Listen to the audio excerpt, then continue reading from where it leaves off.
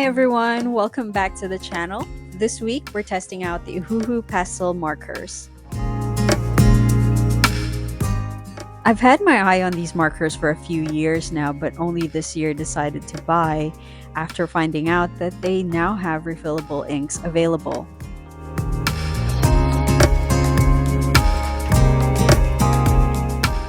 I opted to get the pastel set because I was worried the regular set would be a little too vibrant and saturated for me.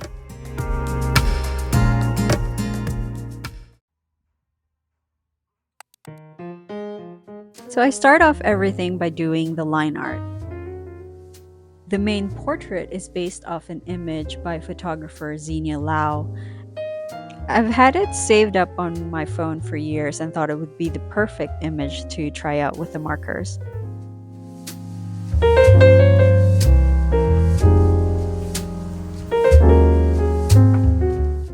Once I was happy with the line art, I transferred it to the papers that I was going to use using a light box.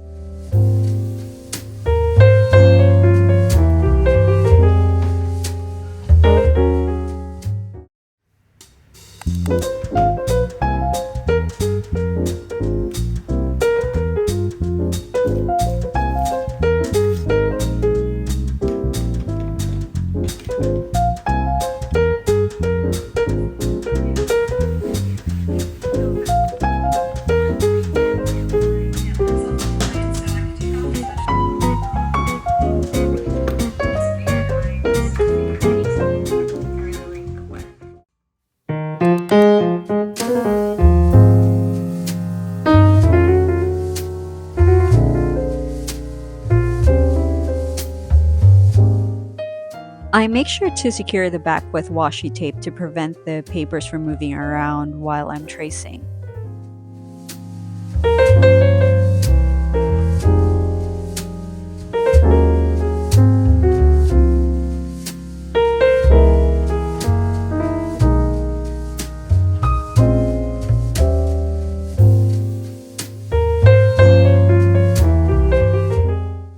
I had to do this a couple of times because I wanted to test out several different papers with the markers.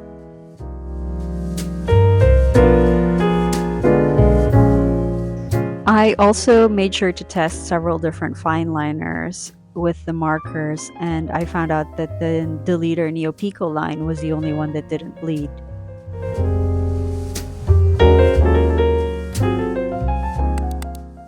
So before anything, I would like to show you my old marker artworks. I mean, I haven't used markers since 2016, so these are pretty old. And I've been using Copic markers at that time. They were the first markers that I purchased because, of course, I was into manga and I wanted to try it out. And I'm a bit nervous showing this to you because they're not that good. So yeah, this was my very first marker artwork. As you can see, I combined Copic markers with inks. I can't seem to let go of adding inks, black inks. I love the contrast between color and the illustrative style that it results in. So these will be all portraits because I attempted to create a series of portrait studies using markers and inks, but I fell short. I fell short by a lot. I targeted 20 portraits, but I only got up to 7. So anyway, story of my life. So this is the first one, and as you can see, this was also my first time using this paper. This is a Deleter paper. It's for manga specifically, and it works great with inks, and I did hear that it works well with Copic, so I wanted to try it out as well. Yeah, I don't think this is particularly bad. It actually, out of all of these, this is one of my favorites. I think there was a looseness and a freshness to this that I couldn't capture in the other portraits. So anyway, but I did have trouble because I didn't know how to blend things properly, and I was just new to the medium and I didn't know how to use it. So yeah, this is number 1. This is the second one, and Forgive the janky hands, but yeah, you can just ignore that. Anyway, as you can see, like I use markers very minimally because because I didn't know how to blend it. I don't know if you can see that clearly in focus, but yeah, I didn't know how to properly blend the markers, so and it's more evident in her hands. And yeah, those hands are too big. So anyway, I guess it was just me trying to find my way with a medium. This is the third one. I actually kind of like this one. I've mentioned before that I love exaggerating features, and obviously the neck is too long, the face and everything. So it's more a caricature style, and yeah, I like how she turned out because I could tell. But yeah, again, I didn't know how to blend in the markers properly, so I just kind of you can see the strokes of each one. This is the fourth one. I don't think I was very happy with this one. I didn't even think that I finished this, but I just wanted to keep going and try and see how many I could do. This one, I love her eyes. I love how her eyes turned out. See?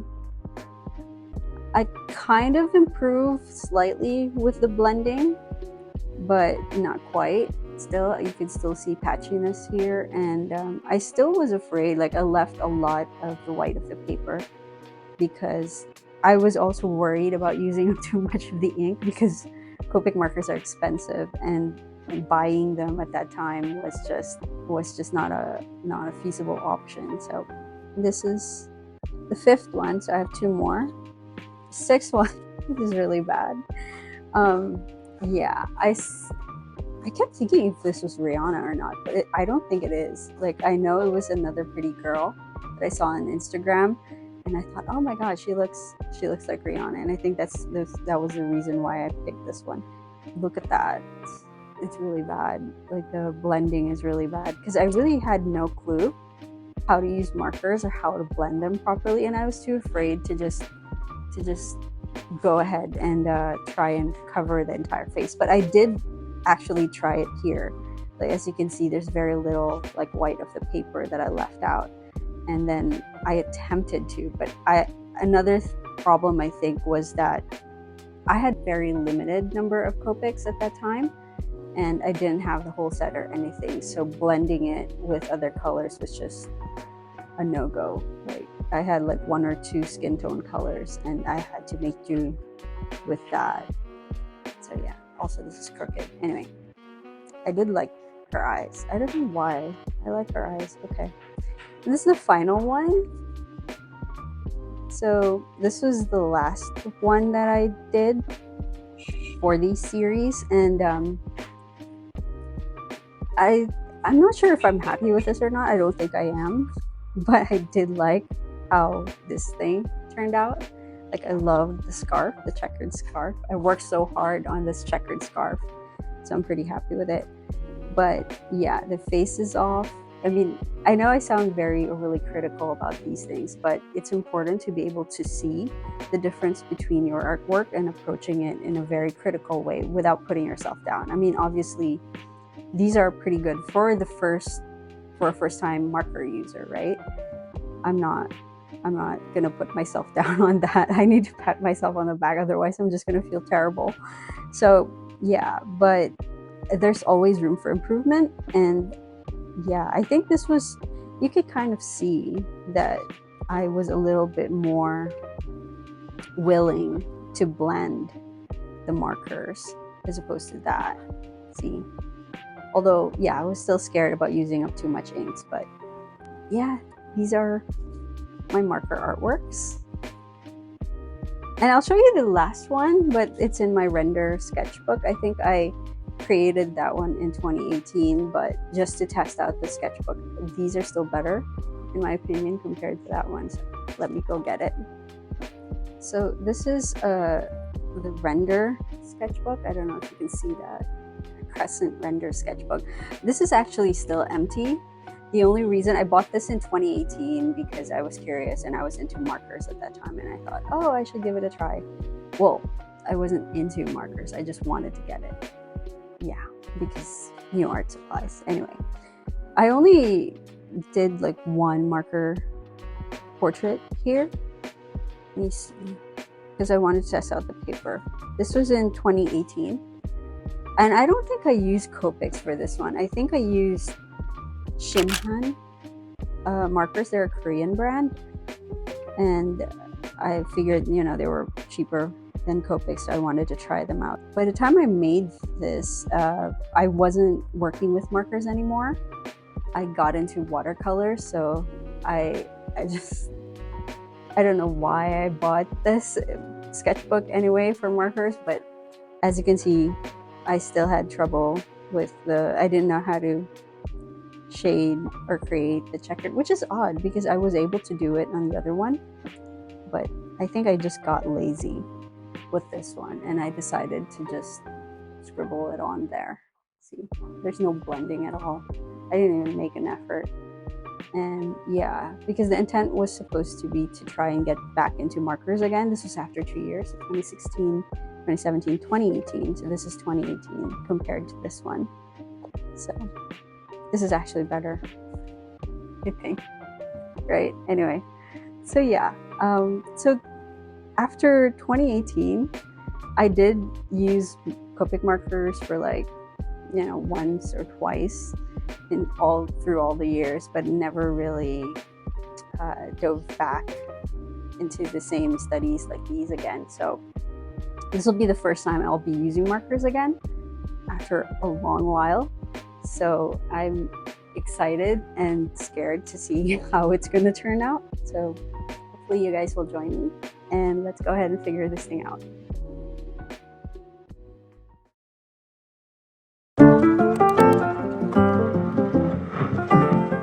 Using pastel markers for the first time was nerve-wracking, so I decided to create a digital mock-up as a guide.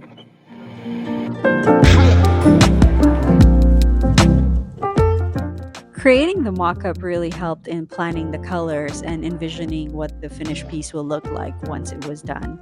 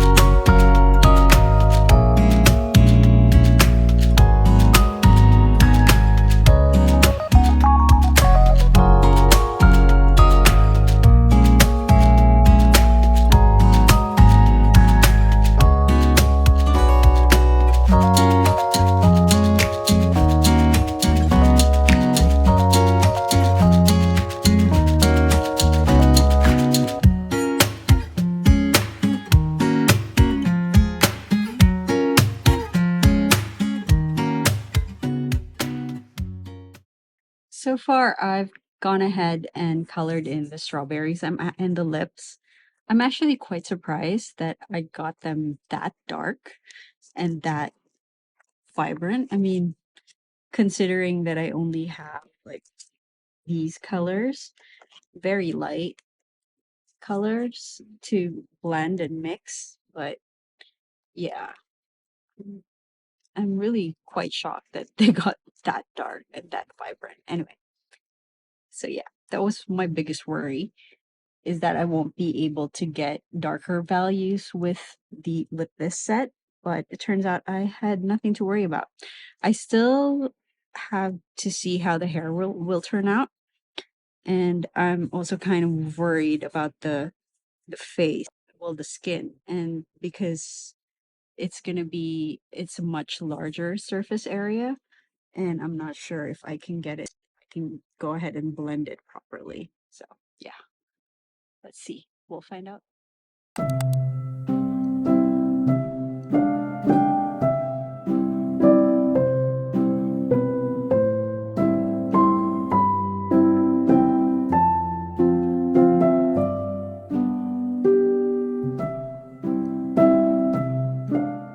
I wanted to share a little bit of my process on how I colored the skin.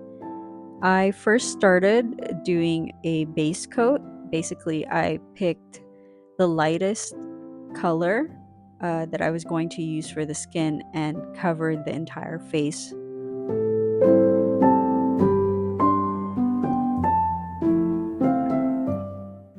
I leave it alone for a few seconds before I go back using the same marker to do a second layer. Once you do this, it creates a much darker shade and also helps to create an even skin tone.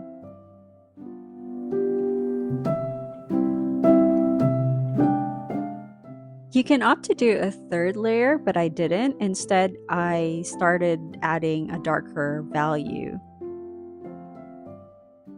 With markers, it's a lot of back and forth depending on the type of effect you want to achieve. You can see me here adding a darker layer to the forehead. With the Ohuhu markers, I noticed that you can actually just use the same marker and then keep going over the dried layers, and then it'll create a much darker tone.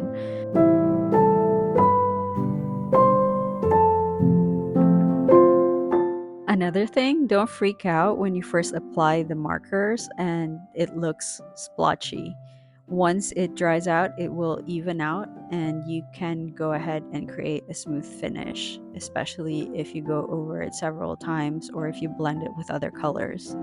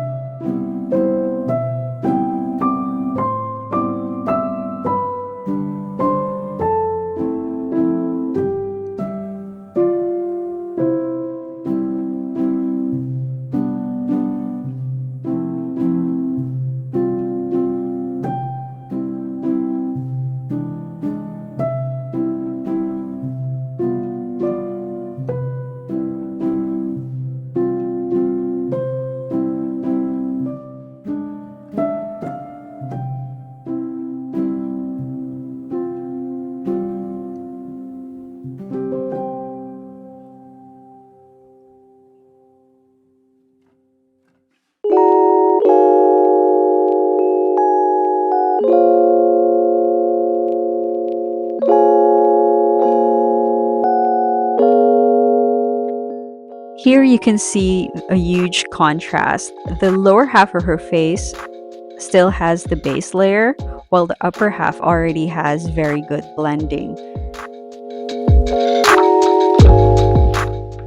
Oh, don't worry about the base layer being uneven because alcohol markers do reactivate with each application.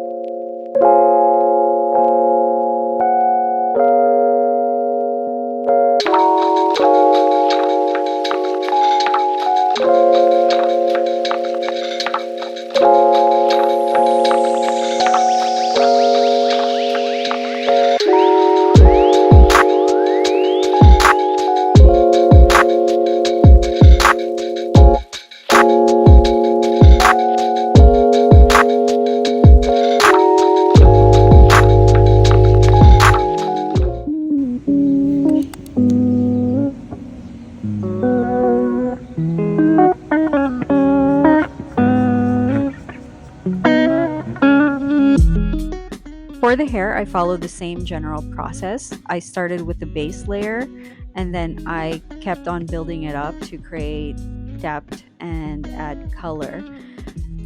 I have to admit though that I had a difficult time doing this because I couldn't get it to be as dark as I wanted, which was slightly annoying, but I had to just work with what I got with the colors and stuff. So I tried my best to create the darker values and create contrast.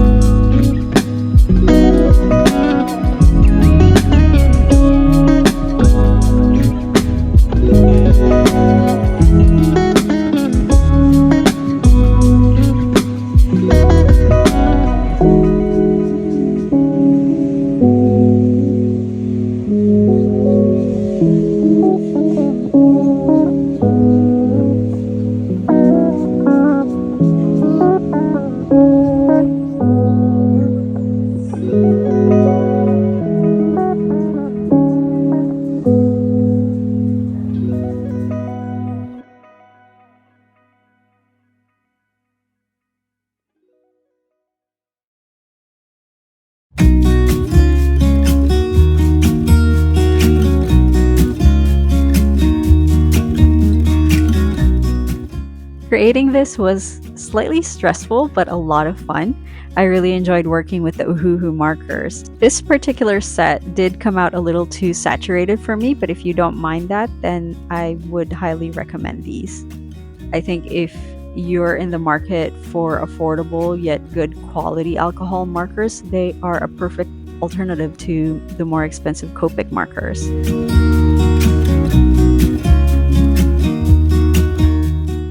Thanks again for joining me this week, you guys, and I hope to see you again next week. Bye.